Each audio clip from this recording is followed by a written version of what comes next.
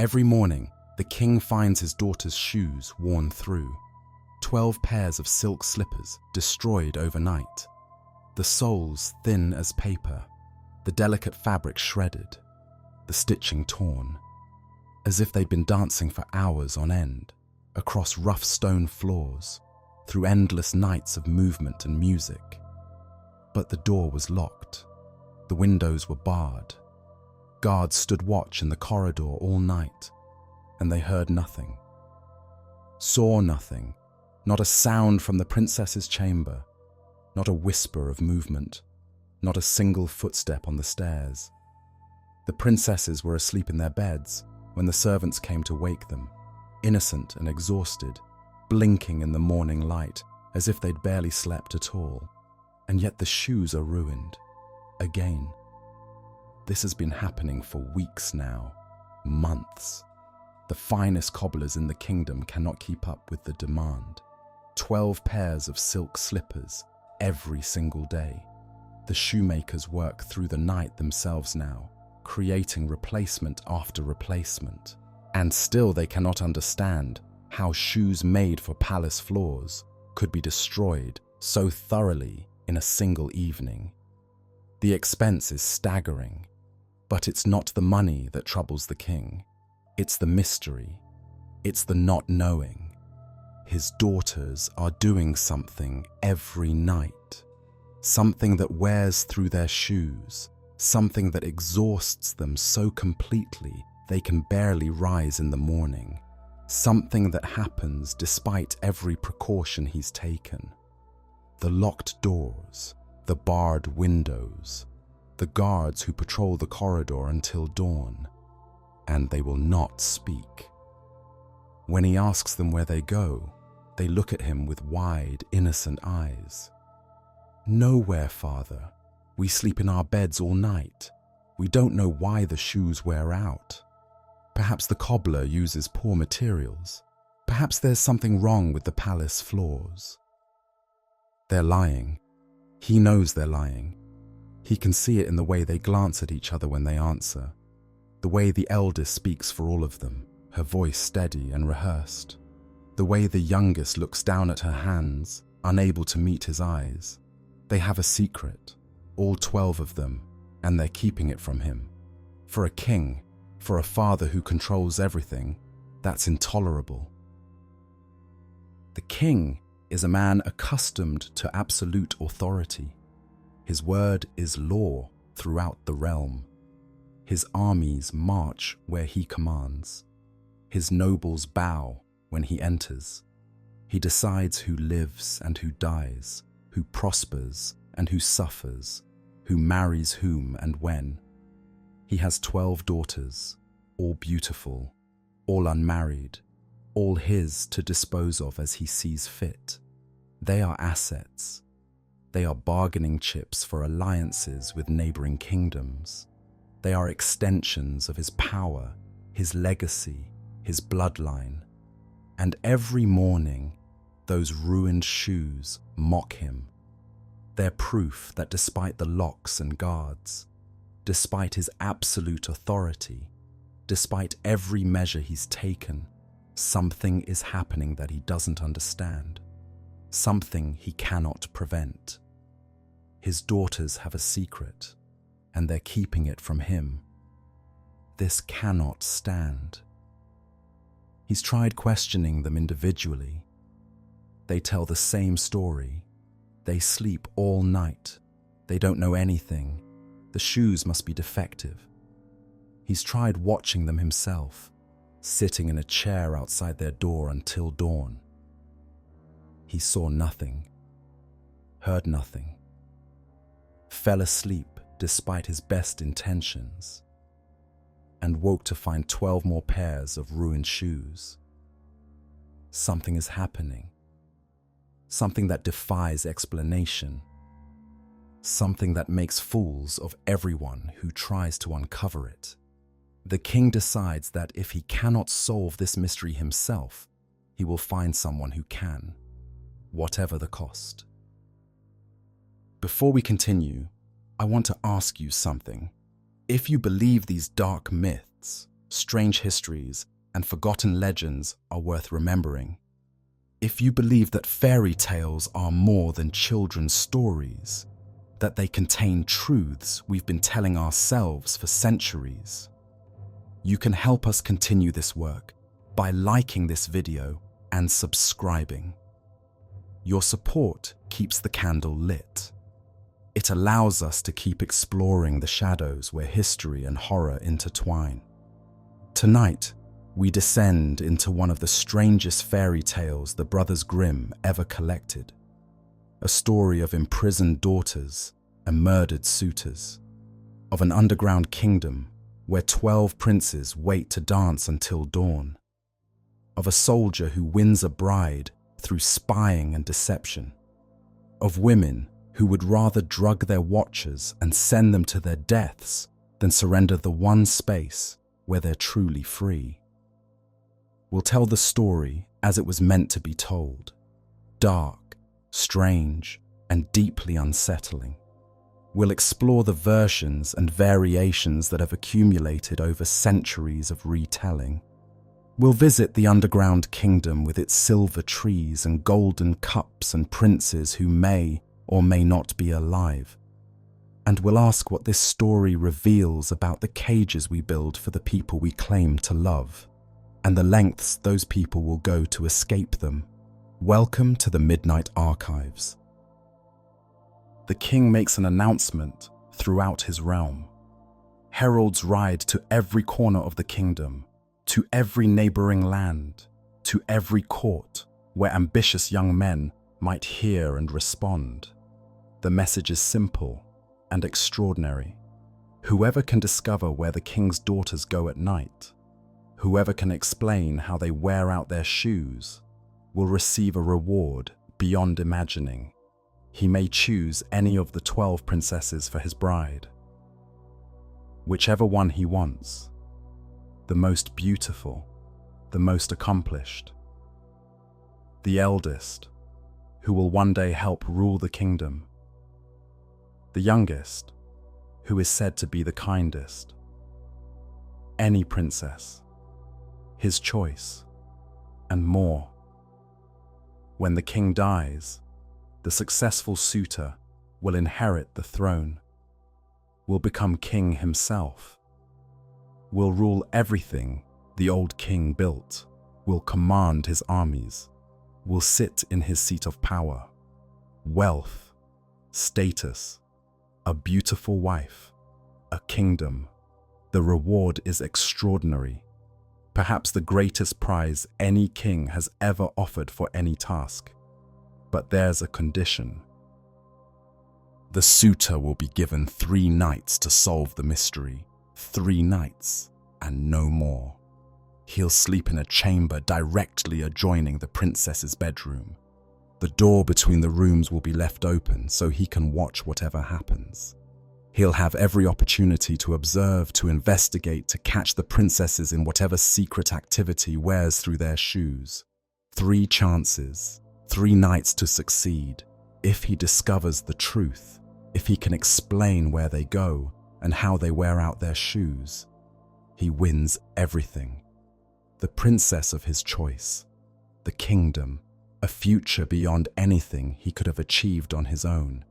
If he fails, if after 3 nights he cannot explain the mystery, he will be put to death, executed.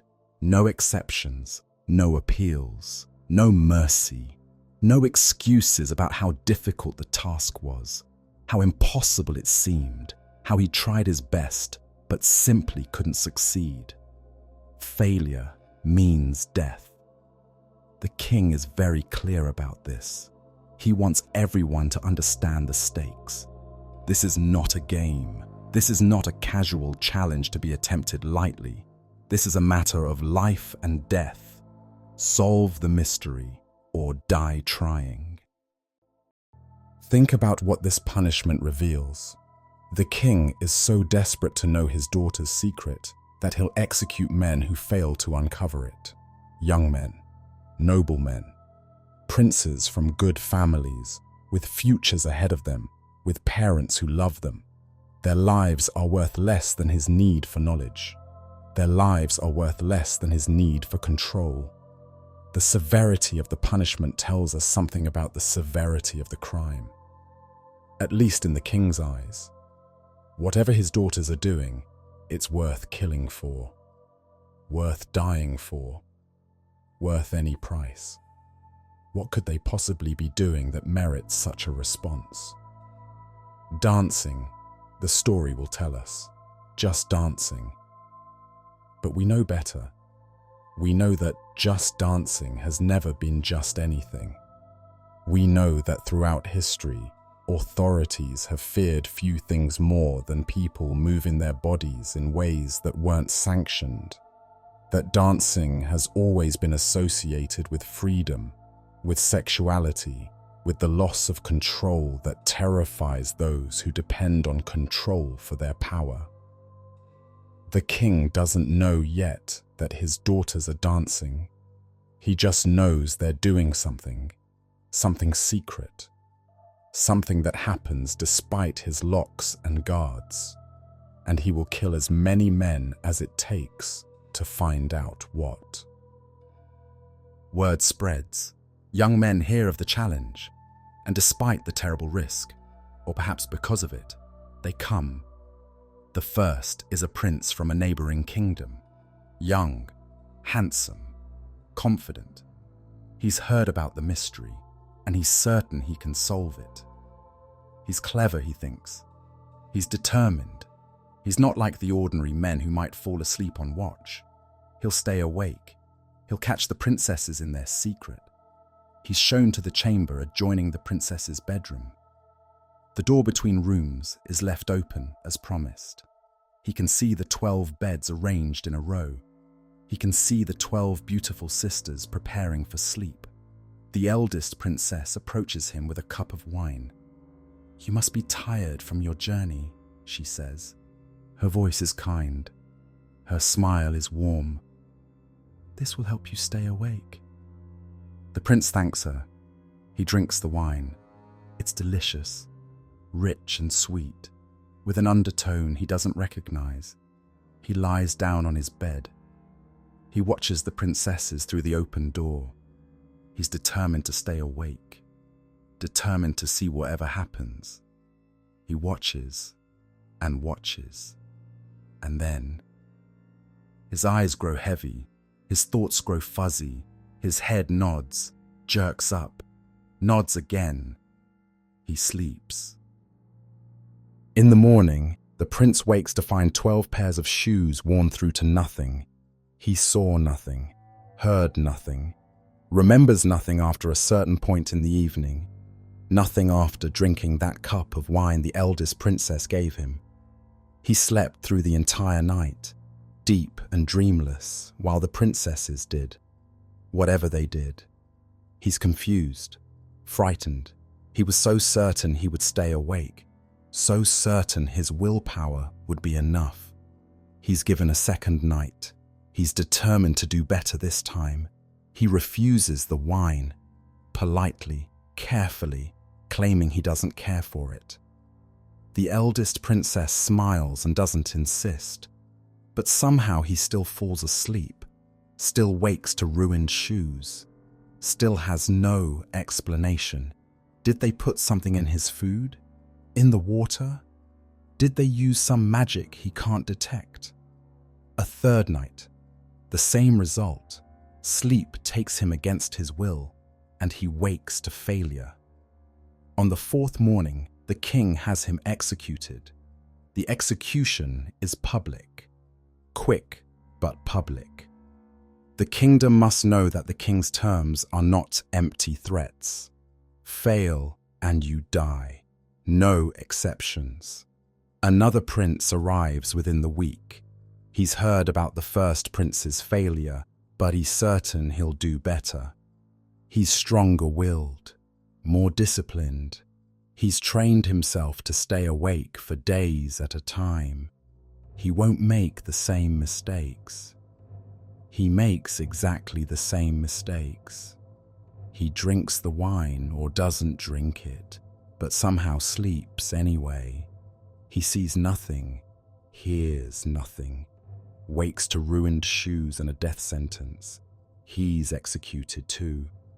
Then another prince, then another, then sons of nobles, ambitious knights, clever scholars who think the mystery can be solved with logic, then commoners who have nothing to lose, desperate men willing to risk their lives for the chance at wealth and a princess. Each one confident, each one determined, each one drugged into sleep by wine the princesses offer with sweet smiles and kind words. Each one executed when he fails. The bodies pile up. The princess's graveyard, some start calling it. The field outside the city where the failed suitors are buried in unmarked graves. How many lie there now? Dozens, hundreds. The story doesn't say, but it implies many. A parade of noble corpses sacrificed to a father's need to know. And every morning, despite everything, 12 pairs of shoes are worn through to nothing. The princesses keep dancing, keep descending to wherever they go, keep returning with ruined shoes and innocent eyes, and no one can stop them. A soldier walks the road toward the kingdom. He's been wounded in the wars, badly enough that he can no longer serve, can no longer fight, can no longer do the only thing he was ever trained to do. He has no money, no family, no prospects. The army has discharged him with thanks for his service and nothing else. He's heard about the king's challenge. Everyone has. The reward is legendary. A princess, a kingdom, a future. The punishment is equally legendary. Every man who's tried has failed. Every man who's failed has died. The soldier knows the odds. He's not stupid. He understands that whatever is defeating these princes and nobles will probably defeat him too. He's just a common soldier. He doesn't have their education, their resources, their connections. But what does he have to lose? He's already a dead man walking. No money, no prospects, no future. He'll starve on the road or die in a ditch or waste away in some poorhouse somewhere. At least this death might mean something. At least this death comes with a chance, however slim, of something better. He walks toward the kingdom, toward the castle, toward his fate. On the road, he meets an old woman. She's sitting by the side of the path, wrapped in rags, looking for all the world like a beggar. But there's something in her eyes, a sharpness, a knowing, that makes the soldier stop. "Where are you going, soldier?" she asks. He tells her the truth. He's going to the king's castle to try the challenge, to discover where the princesses go at night, to win a bride and a kingdom, or die trying, probably die trying. The old woman smiles. She likes him, likes his honesty, his lack of pretension. He doesn't boast about his chances or pretend he's different from all the men who came before. He knows what he's walking into, and he's walking into it anyway. "I think I can help you," she says. She gives him 2 things. The first is a cloak. It looks ordinary, worn, patched, the kind of thing a soldier might carry in his pack. But when he puts it on, something extraordinary happens.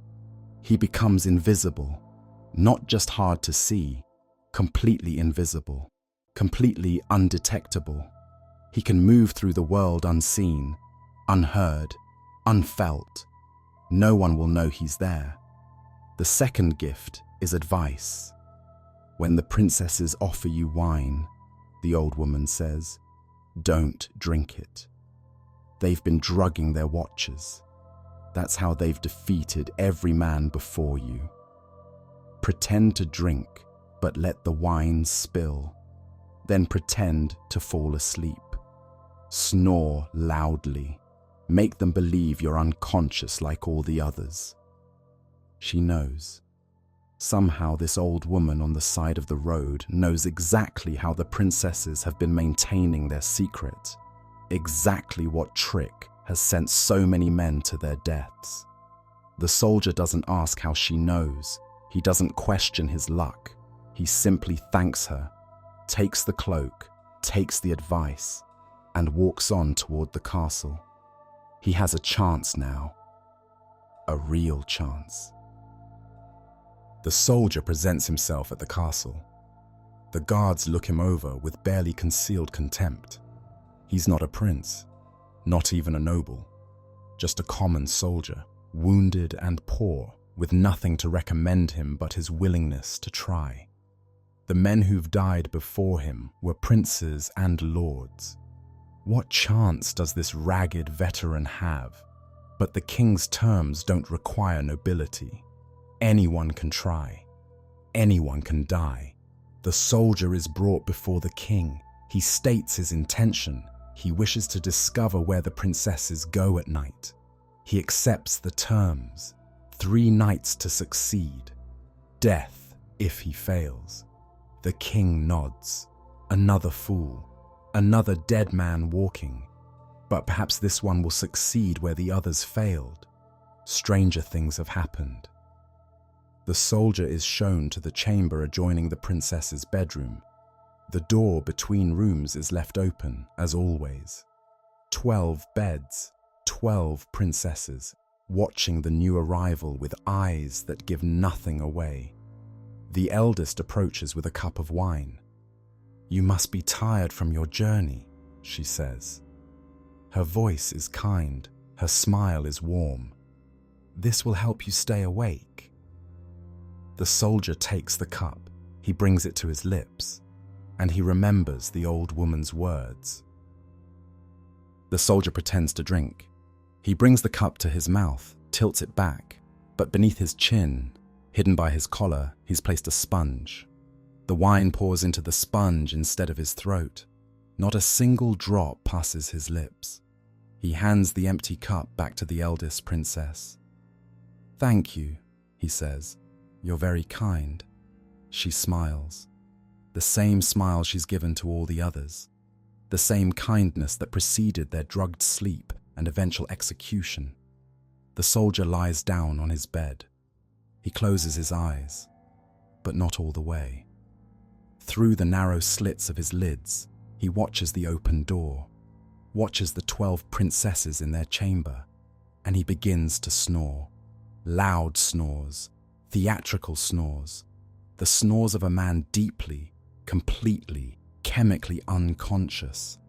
The snores that every failed suitor produced after drinking the drugged wine.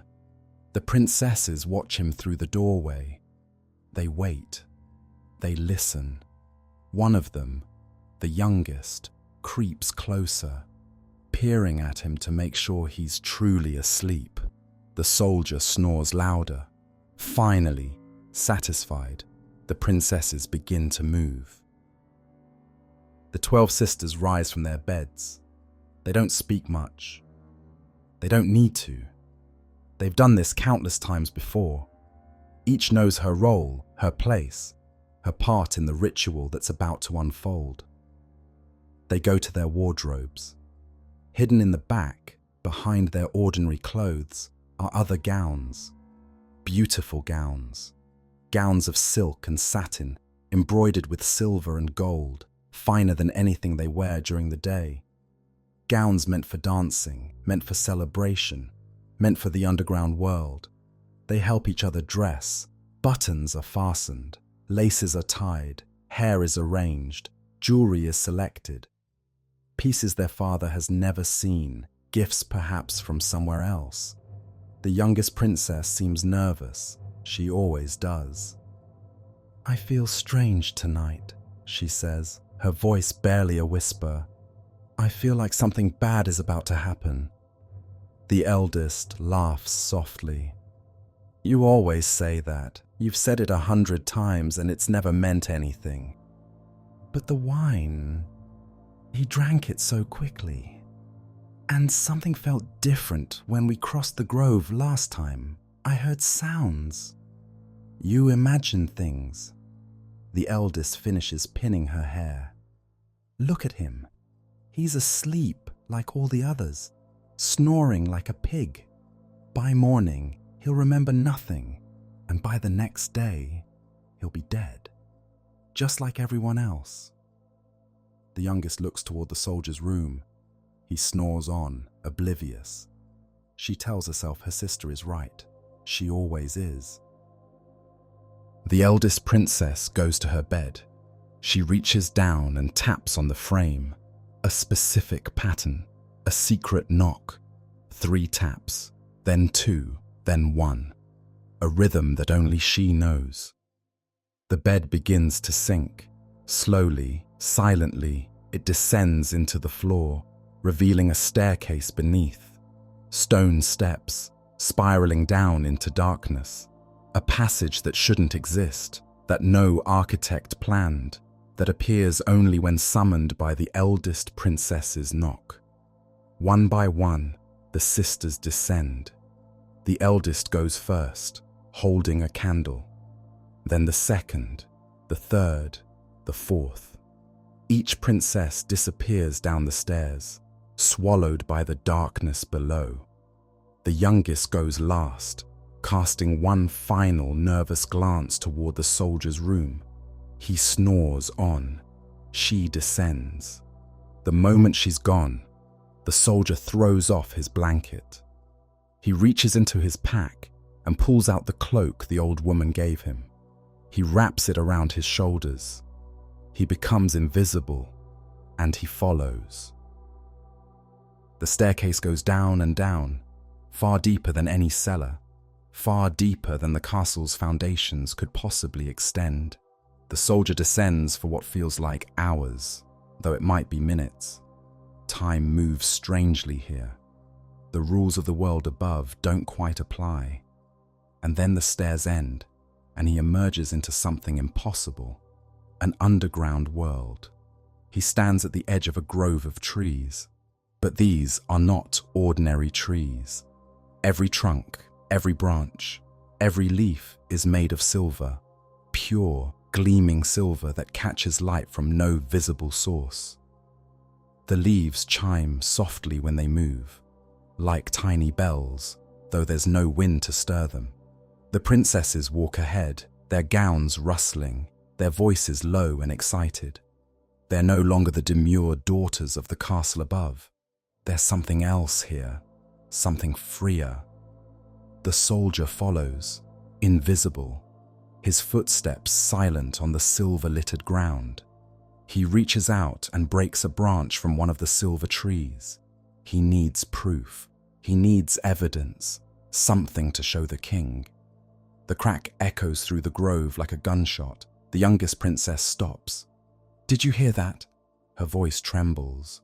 "Someone is following us." The eldest doesn't even turn around. "It's nothing. Just the princes firing their guns in celebration because we're coming." The youngest looks back into the silver shadows. She sees nothing. The soldier's cloak hides him completely, but she doesn't move. "Come on," the eldest calls. "We'll be late." The youngest hesitates a moment longer. Then she turns and follows her sisters. The soldier follows too, the silver branch tucked under his cloak. Beyond the silver trees lies another grove. These trees are gold, warm, gleaming gold, like the morning sun made solid. The trunks shine, the branches glow. The leaves are thin, hammered gold, and when they move, they make a sound like distant music. The princesses pass through quickly. They've seen this wonder 1,000 times. It's no longer magical to them, just part of the journey. The soldier breaks another branch. Again, the crack echoes. Again, the youngest princess stops. There it is again. That sound. Someone is breaking branches. "It's the princes," the eldest says again, celebrating, firing their guns. "You know how they get when we're coming." It doesn't sound like guns. It doesn't matter what it sounds like. We're safe. We've always been safe. The soldier is asleep like all the others. Stop worrying and enjoy the night. The youngest says nothing more, but she walks faster now, staying close to her sisters, glancing back over her shoulder every few steps. The soldier follows with a branch of gold. The third grove takes his breath away. Every tree is made of diamonds. Crystal trunks rise toward an unseen sky. Crystal branches spread wide. Crystal leaves catch the sourceless light and fracture it into rainbows that dance across the ground, across the princess's gowns, across the soldier's invisible face.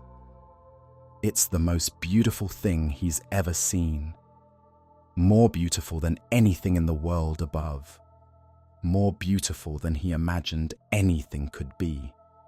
He reaches out and breaks a diamond branch. The sound is like breaking ice, like cracking glass, like something shattering that can never be repaired. The youngest princess whirls around. There! Did you hear that? Someone is here! Someone is following us! Her sisters turn too, but they see nothing. Just the diamond grove, glittering and silent. Just shadows and light. I heard nothing, the eldest says, but her voice is less certain now. It was a crack, like breaking crystal, like... The youngest points at the trees, like someone breaking off a branch. The eldest looks at the diamond trees. They're intact, complete, no obvious damage. But then, in a forest of diamond, how would you notice one missing branch among thousands? We're almost there, she says finally. The lake is just ahead. Let's keep moving. But she walks faster now too, and she doesn't quite believe her own reassurances anymore. The soldier follows with his third branch, silver, gold, and now diamond, tucked beneath his invisible cloak. The diamond grove ends at the shore of a vast underground lake. The soldier emerges from the crystalline trees and stops, struck silent by what lies before him. The water is black, not dark blue, not deep green, not any natural color that water takes in shadow. Black, pure black, as if someone had spilled ink across an endless plain, or as if the lake were a hole in the fabric of the world, leading down to a darkness that has no bottom. The surface is perfectly still, no ripples, no waves, no movement of any kind, not the faintest disturbance to suggest anything lives beneath that mirror-flat surface. It reflects nothing, not the diamond trees behind them, not the faint sourceless light, not the 12 princesses standing at its edge. It looks less like water than like a void, a gap in reality, a darkness that extends down forever. And waiting at the shore are 12 boats, small boats, elegant boats, each one painted in colors that seem to shift in the strange light. Now blue, now silver, now a color the soldier has no name for. Each one rocking gently at the water's edge, though there are no waves to rock them. As if the lake itself is breathing. And in each boat sits a prince. 12 princes, young and handsome, all of them, dressed in finery that matches the princess's gowns, silks and satins, silver and gold embroidery, jewels that glitter in the underground light. They rise as the princesses approach. They bow, graceful and courtly. They smile with perfect teeth, and their eyes shine with what might be joy, or might be something harder to name, something that doesn't quite look like life. They've been waiting. They're always waiting. Every night, at exactly this hour, they're here. In their boats, ready. Who are these princes? The soldier watches, invisible, and wonders. He's traveled the world. He's seen the courts of many kingdoms. He's never heard of these men. They have no kingdoms in the world above, no histories, no families. They exist only here, only in this underground realm, only to greet the princesses when they descend. Are they enchanted? Trapped here by some ancient spell, compelled to wait by this black lake forever, to dance with the princesses until dawn, to return to their boats and wait again? Are they cursed, condemned to this half-existence for some crime committed long ago, punished with an eternity of dancing in a kingdom of darkness? Are they dead? Ghosts of princes who died young, beautiful forever because they'll never age. The soldier doesn't know. The princesses don't seem to care. They hurry forward, their faces bright with joy, reaching for their prince's hands. Whatever these men are, the princesses love them. Whatever curse or enchantment binds them, the princesses don't see it, or don't want to see it. Each princess has her own, the eldest to the eldest prince, the second to the second, the youngest to the youngest. Perfect pairs, perfect matches, as if this arrangement was decided long ago and has never changed. The princes help the princesses into the boats. The little vessels rock with the added weight. The soldier makes his choice. He steps into the boat with the youngest princess. The boats push off from the shore. The princes row, their oars dipping silently into the black water.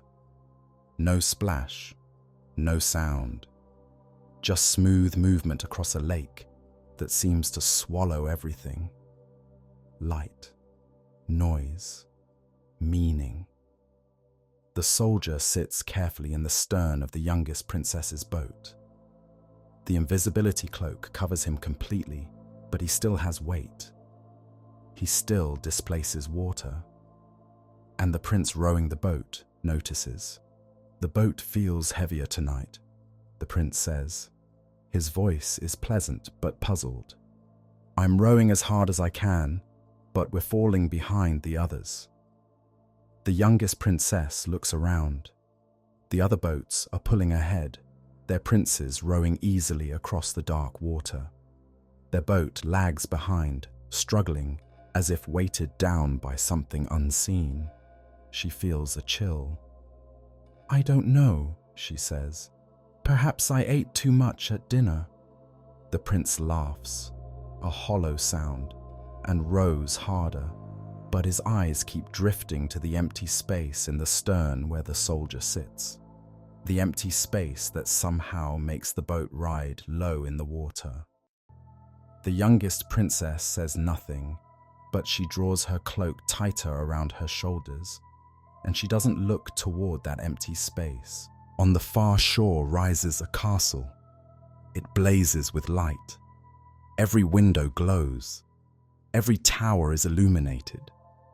It's as if someone has taken all the fire and brightness of the world above and concentrated it here, underground, in this impossible palace. Music pours from within, strings and woodwinds, drums and horns, melodies that shift and change and never quite repeat. The sound is beautiful, achingly beautiful, but strange. There's something wrong with the harmonies, something that doesn't quite resolve, that leaves the listener waiting for a conclusion that never comes. This is their destination. This is what the princesses descend for every night. A castle of light in a kingdom of darkness, a palace of music in a realm of silence, a place where they can dance until their shoes wear through and dawn threatens in the world above. The boats reach the shore. The princes help the princesses disembark, offering their hands, steadying them as they step onto solid ground. The youngest princess's prince offers his hand to the empty air, then looks confused when nothing takes it. The soldier has already slipped past. He's walking toward the castle, invisible, his diamond and gold and silver branches tucked under his cloak. The music grows louder as he approaches. The light grows brighter, and when he passes through the castle's doors, he enters a world of pure celebration. Inside the castle, the dancing has already begun. The music comes from everywhere and nowhere. There are no musicians visible, no orchestra in the corner, no players on a stage. The melodies simply exist, pouring from the walls, the ceiling, the air itself, as if the castle is an instrument and the night is playing it. The great hall is vast. Chandeliers blaze overhead, dripping crystals that scatter the light into rainbows. The floor is polished to a mirror shine, reflecting the dancers above. 12 couples take the floor. The princesses are transformed. These are not the demure daughters of the castle above, the obedient girls who sit quietly at their father's table and speak only when spoken to. These are women, alive, radiant, incandescent with joy. They laugh as they spin. They cry out with delight as their partners lead them through the steps. They're free here, free in a way they never are under the sun. The princes dance beautifully, whatever they are, enchanted, cursed, dead. They move like dreams. They lead and follow perfectly, anticipating every step, matching every movement. The princesses don't have to think. They can simply feel, simply dance, simply be.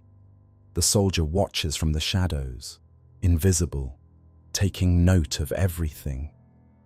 He sees how the princes look at the princesses, with devotion, with longing, with something that might be love or might be enchantment. He sees how the princesses look back, with joy, with abandon, with a hunger that the daylight world has never satisfied. He understands, watching them, why they risk everything for this, why they drug their watchers and send them to death, why they descend every night despite the danger. This is what they live for. This is the only time they're truly alive. They dance for hours, waltzes and reels, galliards and pavans, dances the soldier recognizes from village festivals, and dances he's never seen before, steps that belong to no country he's ever visited, rhythms that follow no pattern he can identify. The princesses don't tire, or if they do, they don't stop. They dance through the exhaustion, through the aching muscles, through the blisters forming on their feet. They dance because the music demands it, because their partners demand it, because something inside them demands it, something that's been starved in the world above and can only be fed here. The soldier watches the youngest princess's shoes. They're silk, delicate, made for palace floors and gentle steps. They're not made for this, for hours of dancing on stone, for endless movement, for the kind of wild celebration that's happening in this underground ballroom. And slowly, inevitably, they begin to wear through. He can see the soles thinning, see the fabric fraying, see the damage accumulating with every step, every spin, every leap across the polished floor. By 3 a.m, the shoes are ruined, worn through to nothing. The princess is dancing on the bare remnants of silk, her feet visible through the holes. All 12 princesses are the same. 12 pairs of shoes, destroyed. Only then does the music slow. Only then do the dancers stop. Only then does the night begin to end. The princesses, exhausted and happy, collapse into chairs along the walls. Servants appear from nowhere, bringing wine and delicacies. The princes sit beside their partners, holding their hands, murmuring words the soldier can't quite hear. And then, reluctantly, it's time to go. The dancing ends. The music fades. The princesses, exhausted and happy, say goodbye to their princes. The farewells are tender, hands held too long, whispered words, lingering looks that say everything language cannot. These are not casual acquaintances. These are lovers, or something like lovers, parting until they can be together again. Tomorrow night, always tomorrow night. The princes row the princesses back across the black lake. The boats glide silently through the darkness, the oars dipping without splash into the void-like water. The soldier slips into the youngest princess's boat again, and again the prince comments on the weight, and again the princess says nothing. At the shore, the princesses begin the long climb back, through the diamond grove, the gold grove, the silver grove, up the winding staircase that seems shorter on the return than it was on the descent. The soldier races ahead. He throws himself onto his bed in the chamber above. He arranges the blankets. He closes his eyes and begins to snore, loud, theatrical, the snores of a man who has slept all night and seen nothing. Moments later, the princesses emerge from the trap door. The eldest taps her bed and it rises back into place, concealing the staircase beneath. The sisters check on the soldier through the open doorway. Still asleep, still snoring, still oblivious. They change out of their gowns. They hide their ruined shoes, 12 pairs worn through to nothing. They climb into their beds and close their eyes. By morning, they're asleep, genuinely asleep, exhausted from the dancing, from the night, from the secret life they lead beneath their father's castle. When the king summons the soldier and asks what he saw, the soldier shrugs. "Nothing, your majesty. I saw nothing. I slept the whole night." He has 2 more nights. Everything repeats. The eldest princess brings the drugged wine. The soldier pretends to drink, lets it spill into the hidden sponge. He lies down. He snores. The princesses descend. The soldier follows, invisible, through the trapdoor and down the winding stairs, through the silver grove where he breaks another branch. The youngest hears the crack. The eldest dismisses it. Through the gold grove, through the diamond grove, across the black lake in boats rowed by princes who don't age, don't tire, don't exist anywhere but here, to the castle that blazes with light, to the music that plays without musicians, to the dancing that lasts until the shoes wear through. The soldier watches it all again, notes the same details, sees the same joy on the princesses' faces, the same devotion in the prince's eyes. He could almost understand why they do this, why they risk everything for a few hours of freedom, a few hours of dancing, a few hours in a world where they're not prisoners. He could almost feel sorry for what he's about to do to them. Almost. They return. They climb the stairs. They check on the soldier, snoring in his bed. They sleep. In the morning, he tells the king he saw nothing. 1 more night. On the final night, the soldier knows he must bring back undeniable proof. The branches are evidence, silver, gold, diamond, but they're not conclusive. The king might dismiss them as tricks, as forgeries, as things the soldier found or made or stole from somewhere else. He needs something more, something that could only come from the underground kingdom, something that will make the truth impossible to deny. He follows the princesses through the familiar journey, the trapdoor, the stairs, the 3 groves, the Black Lake. In the castle, while the princesses dance, the soldier moves through the shadows. He finds the banquet table laden with food and drink for the revelers.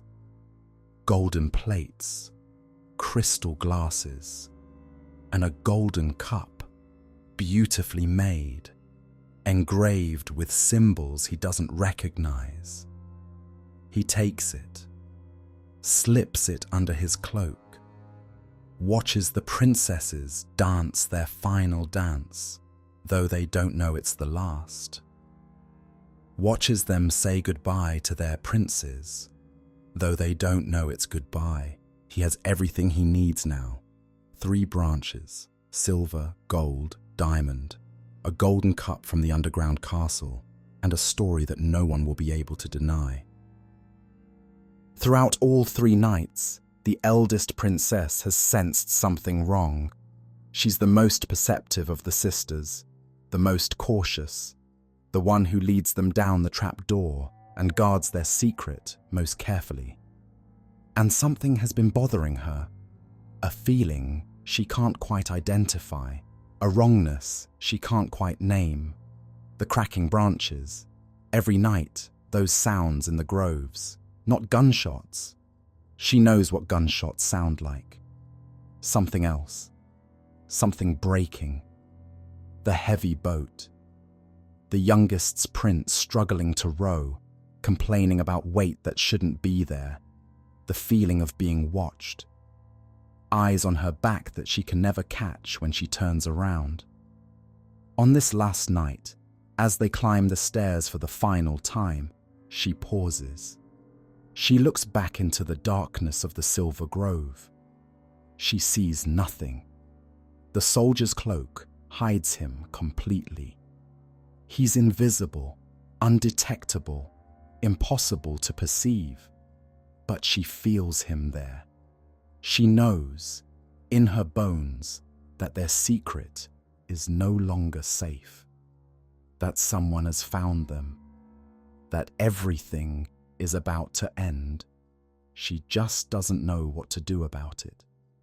She climbs the stairs. She seals the trap door.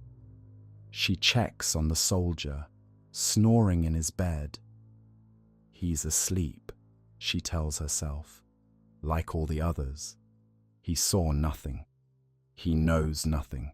But she doesn't believe it, and she doesn't sleep at all that night. Morning comes. The soldier is summoned before the king. This is the moment. 3 nights have passed. He must either reveal the princess's secret or face execution like all the men before him. The great hall is crowded. Nobles and courtiers have gathered to watch. They've seen this scene before. The failed suitor, the disappointed king, the inevitable sentence. They expect to see it again. The 12 princesses are there too, standing beside their father's throne. They watch the soldier with practiced calm. No fear shows on their faces. No one has ever discovered their secret. No one has ever stayed awake through the drugged wine.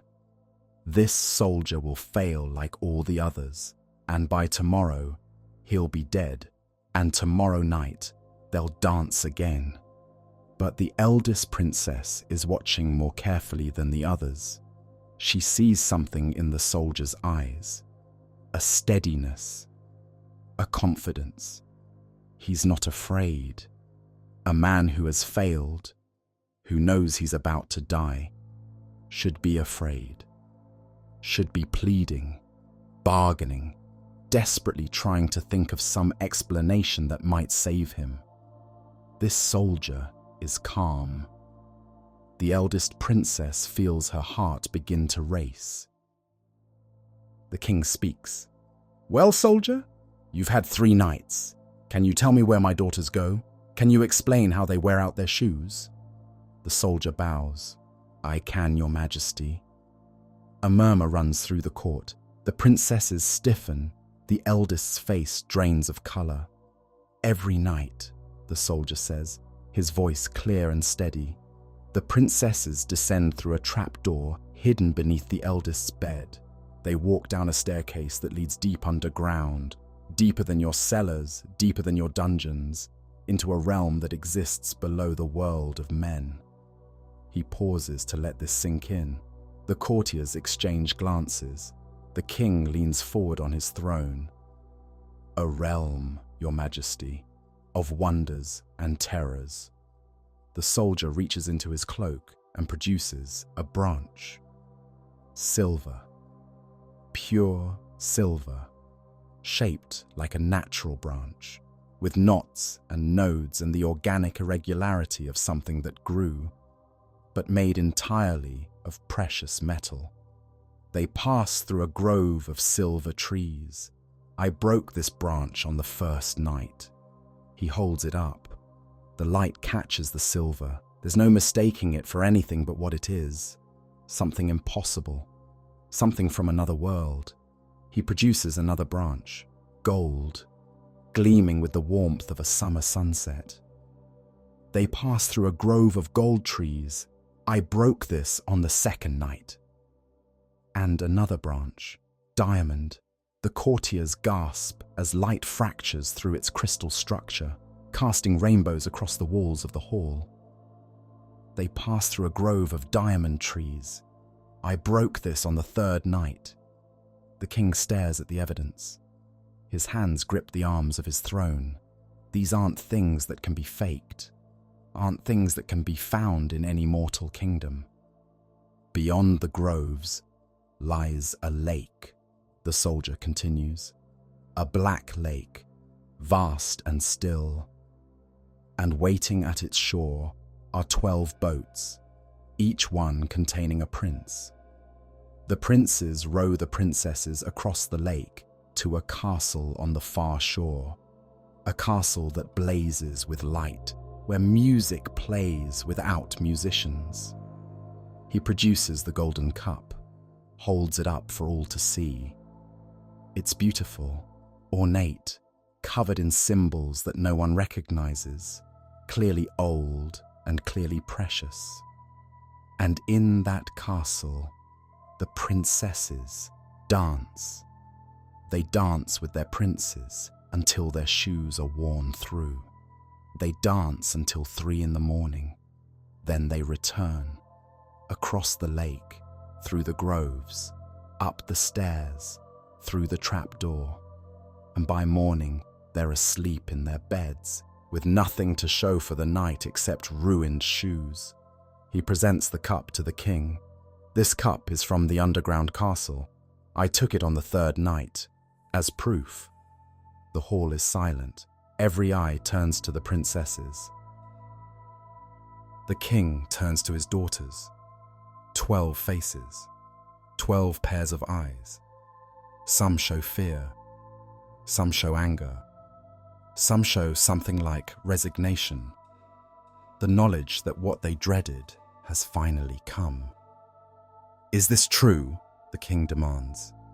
"Is what this soldier says true?" The eldest princess steps forward. She could deny it. She could claim the soldier is lying, that he manufactured the evidence, that no underground kingdom exists. But the branches are real. The cup is real. The soldier's description is too detailed, too specific, too accurate to be invented. And she's tired. Tired of the secret. Tired of the drugged wine and the dead suitors and the constant fear of discovery. "It's true," she says. Her voice is quiet but steady. Everything he says is true. The other princesses say nothing. They don't need to. The eldest has spoken for all of them. Their secret is exposed. Their underground kingdom, their dancing princes, their nightly freedom, all of it dragged into the light. It's over.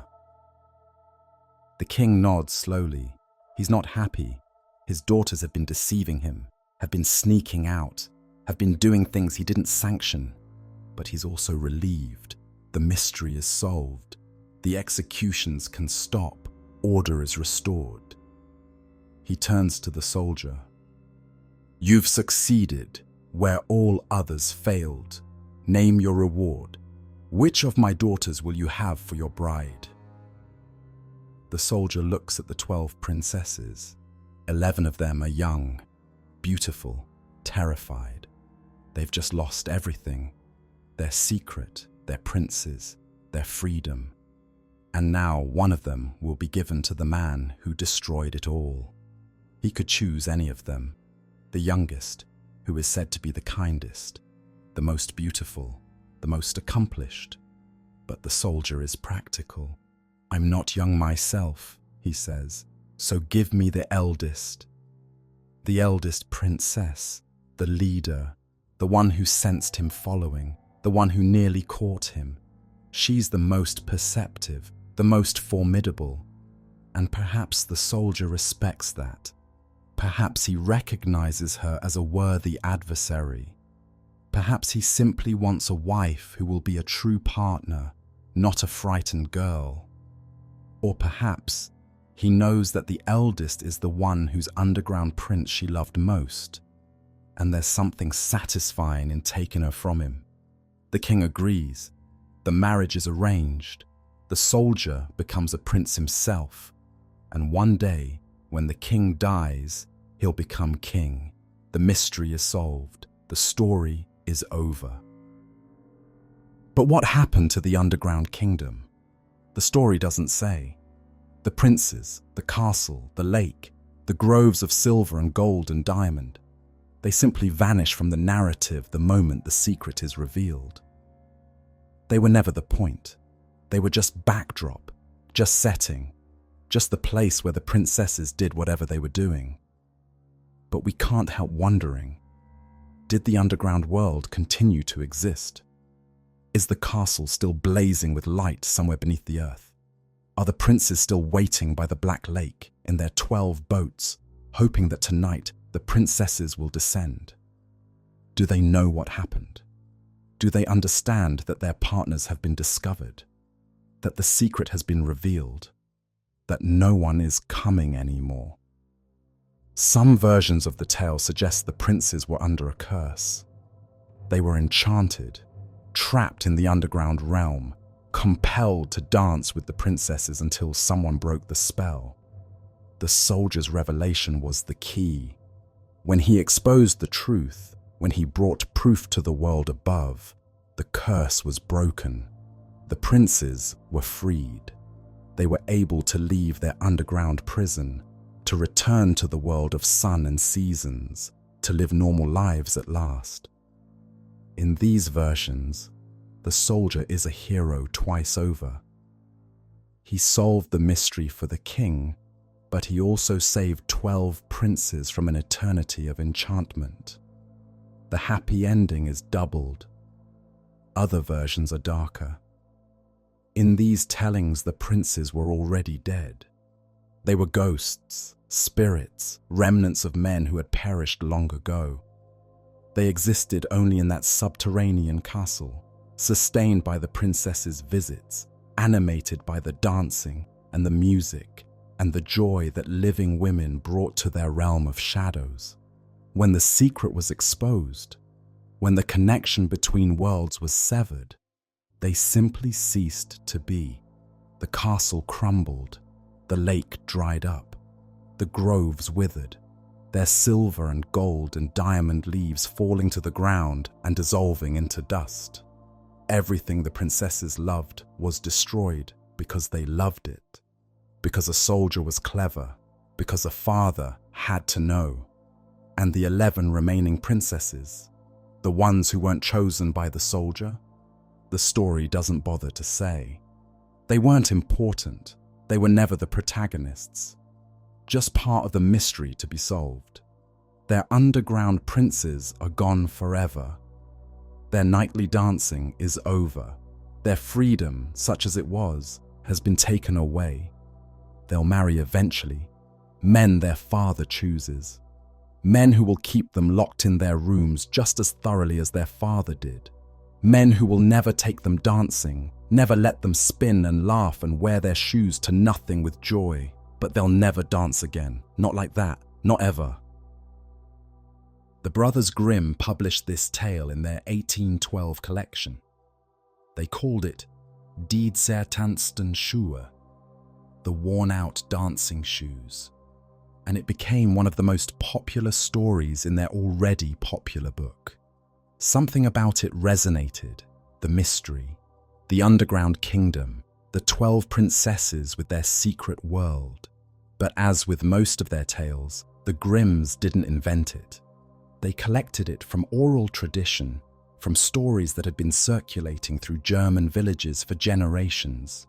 And similar tales appear across Europe. French versions, Scottish versions, Russian versions, Scandinavian versions, each with its own details, its own emphasis, its own particular darkness. The 12 dancing princesses have been dancing for a very long time. In some versions, the princesses aren't locked in their room. They go willingly to the underground kingdom, sneaking out through windows or secret passages. In others, they're explicitly imprisoned, and the underground realm is their only escape from a father's tyranny. In some versions, the soldier is a kind man who falls in love with one of the princesses during his surveillance. In others, he's purely mercenary, in it for the reward, nothing more. In some versions, the underground princes are clearly alive, clearly real, clearly capable of being saved. In others, they're just as clearly dead, and the princesses are dancing with ghosts every night without knowing it. The story shifts, depending on who's telling it. What remains constant is the structure. Imprisoned daughters, a deadly challenge, an underground world of dancing, a secret exposed, a marriage that may or may not be happy, and always, always, the worn-out shoes. Some versions make the prince's nature explicit. They're cursed, trapped in the underground kingdom by a spell cast long ago, for reasons the story has forgotten. They cannot leave. They cannot age. They cannot die. They exist only to wait by the dark lake for the princesses to descend, to row them across to the castle, to dance with them until dawn. They're prisoners too, just like the princesses in the world above. In these versions, the soldier's revelation breaks the curse. When the secret is exposed, the spell loses its power. The princes are freed. They can leave the underground realm, return to the surface, live normal lives. But this raises uncomfortable questions. Did the princesses know? Did they understand that their princes were cursed? That every night they spent dancing was another night of imprisonment for the men they claimed to love? Were they complicit in the curse, or were they deceived about its nature? And if the princes were freed when the secret was revealed, if that's the happy ending of these versions, then the princesses weren't just losing their secret world. They were losing princes who no longer needed them, who could finally leave, who might choose not to wait by the dark lake anymore. The curse-breaking ending is supposed to be redemptive, but redemption, in fairy tales, rarely comes without cost. The darkest versions suggest the underground kingdom was the land of the dead. The princes weren't cursed men, they were ghosts, spirits, things that looked like princes but had no life in them, no heartbeat, no breath.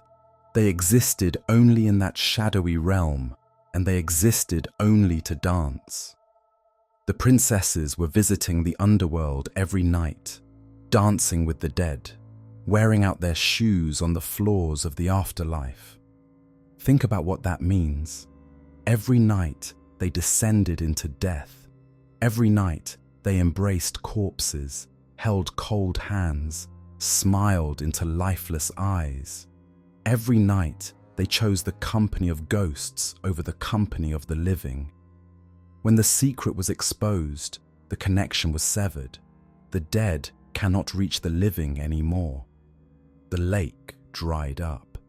The groves withered. The castle crumbled into the darkness that birthed it.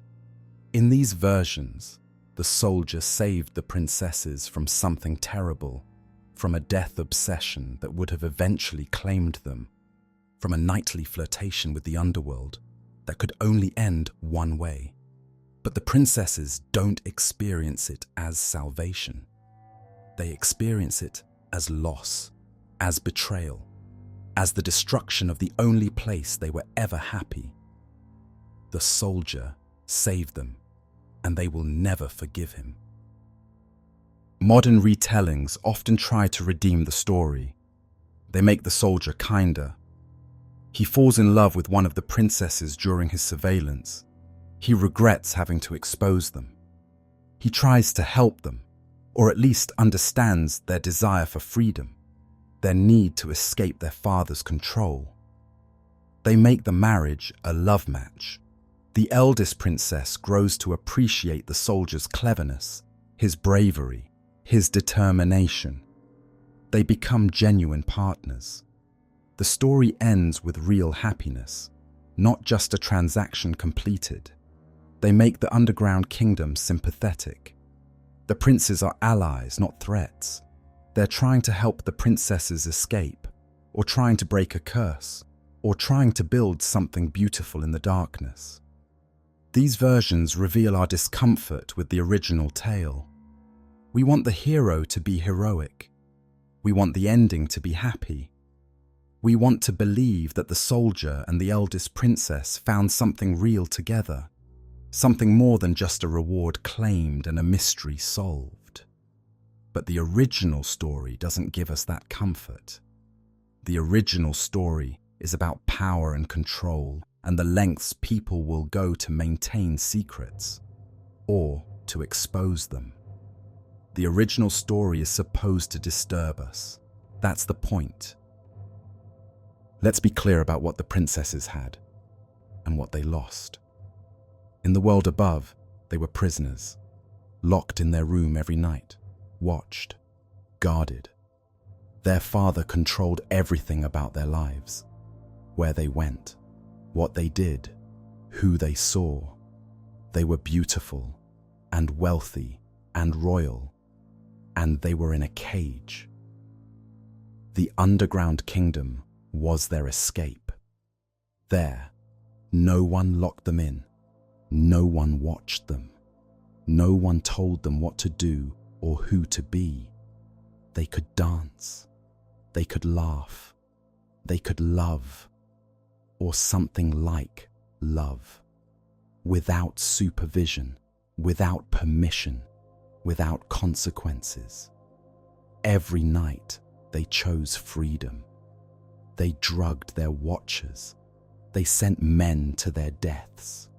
They risked everything for a few hours in a world where they weren't prisoners. And then the soldier came, and he exposed them, and everything they'd built was destroyed. The story calls this a happy ending. The mystery solved. The soldier rewarded. The eldest princess married off to a hero. But for the princesses, it's not a happy ending at all. It's the triumph of the cage. It's the final victory of their father's control. It's the closing of the last door they had. Every morning, the king found worn-out shoes, 12 pairs, destroyed overnight. Evidence that no matter how many locks he used, no matter how many guards he posted, his daughters were doing something he couldn't prevent. The shoes were testimony. They were proof of life, proof of rebellion, proof that even in the most controlled circumstances, even in a locked room with barred windows, the princesses had found a way to live, to dance, to be something other than possessions waiting to be disposed of. The king saw the shoes as a problem to be solved, a mystery, an affront to his authority. But we might see them differently. We might see them as evidence of a spirit that refuses to be contained, a hunger that can't be starved, a joy that persists despite everything designed to crush it. The princesses wore through their shoes every night. They danced until they couldn't dance anymore. And even when they were caught, even when their secret world was destroyed, even when they were married off to men they didn't choose, they had that. They had danced. No one could take that away from them. The story ends, but the image remains.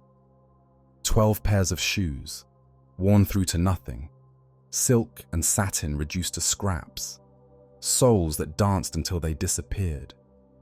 Every morning before the soldier came, there they were.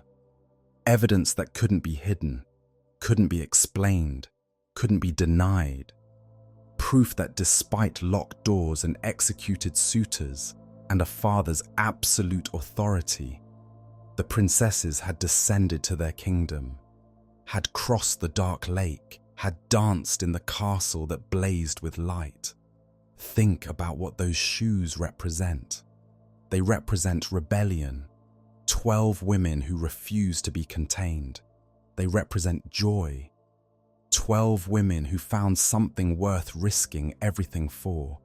They represent defiance, 12 women who looked at their prison, the locked doors, the barred windows, the guards in the corridor, and said, "This is not enough to stop us."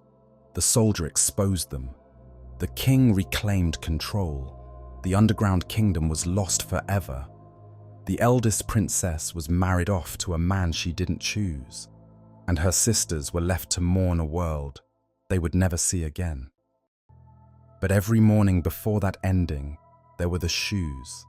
They said, "You can lock us up, but you cannot stop us from living." They said, "You can imprison our bodies, but you cannot imprison our desire." They said, "You can destroy our secret world, but you cannot destroy the fact that it existed." We wore through our shoes. We danced. And somewhere, in the dark, beneath the earth, in a kingdom that exists only in the telling, the music might still be playing. The princes might still be waiting. The castle might still blaze with light. The story has been told for centuries. It has been told in 100 versions, in 100 languages, by 100 generations of storytellers. And in every telling, the trapdoor opens. In every telling, the princesses descend. In every telling, they dance until their shoes are destroyed. Maybe that's what keeps the underground kingdom alive.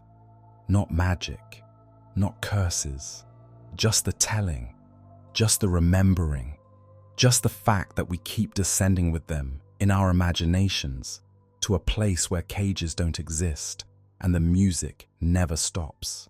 Waiting for someone to find the trap door, waiting for someone to have the courage to descend, waiting for the dancing to begin again.